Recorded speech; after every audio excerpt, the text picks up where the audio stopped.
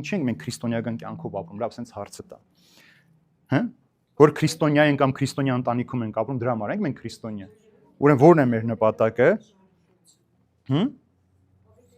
Հավիտենական կյանքի հույս ունենք, հույսը, սիրելիներ։ Այսինքն ես չեմ դարձել հոգևորական, որտեղ մեր տանը բոլորը հոգևորական են, չէ, մեր տանը հոգևորական չկա, իմ ազգի մեջ չկա։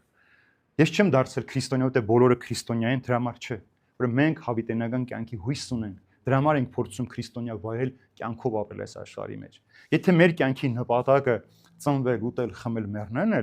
սա նույն բանը կենթանին է, չի անում։ Այսինքն թռչուններն են արթնանում, այդ նույն բանն են մտածում, կենթանիները։ Մենք ինչով ենք տարվում, որտեղ մենք ուզում ենք ապրել հավիտենական կյանք ունենալ։ Մեր ամբողջ նպատակը այդ հավիտենական կյանքը ժառանգելն է։ Այ որ պահից այս մտքի մեջ երբ որ մարդը գիտակցեց, որ ինքը ժամանակավոր է այս աշխարհի մեջ, ինքը այս աշխարհի մեջ չի կարող հավերժ ապրել, իր նպատակը այլ տեղ է հավիտենական կյանքի հույսով ապրելն է, այդ ժամանակ պիտի դու կարողանաս փոխվել։ Հավիտենական կյանքի հանդեպ ունեցած հույսը ուժ է տալիս համբերել այս կյանքի նեղություններ, դժվարություններ, փորձություն, հալածանք, պատերազմ, ինչ դժվարություններ որ կա կյանքի մեջ։ Պողոս Արաքյալը մի շատ գեղեցիկ խոսք ունի, ասում է դժվարությունները մարդուն փորձառու են դարձնում։ Փորձառությունը մարդուն բերում է տոկունության, տոկունությունը բերում է համբերության, իսկ համբերությունը բերում է հույսին, իսկ հույսը երբեք մարդուն ամոթով չի թողնում։ Այսինքն այս ամենը քեզ բերում հասնում եք հույսը Քրիստոս ինքն է։ Քրիստոսը երբեք մարդուն չի թողել ամոթով։ Ուրեմն այս ամեն ինչ որ մենք անում ենք, նպատակը մեկն է՝ հավիտենական կյանքի հույսը։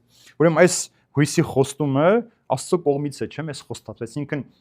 որևէ մեկը մեզ չի ասել, Աստված ինքն է խոսել, դրա համար ասացի է սկզբում, Աստված կարող է սուտ խոսել, ոչ։ Ուրեմն Աստված է խոստացել եւ Աստված այդ սուտ չխոսելով իր անսուտ ճշմարտությամբ ժամանակներից առաջ մեզ համար փրկություն է պատրաստել։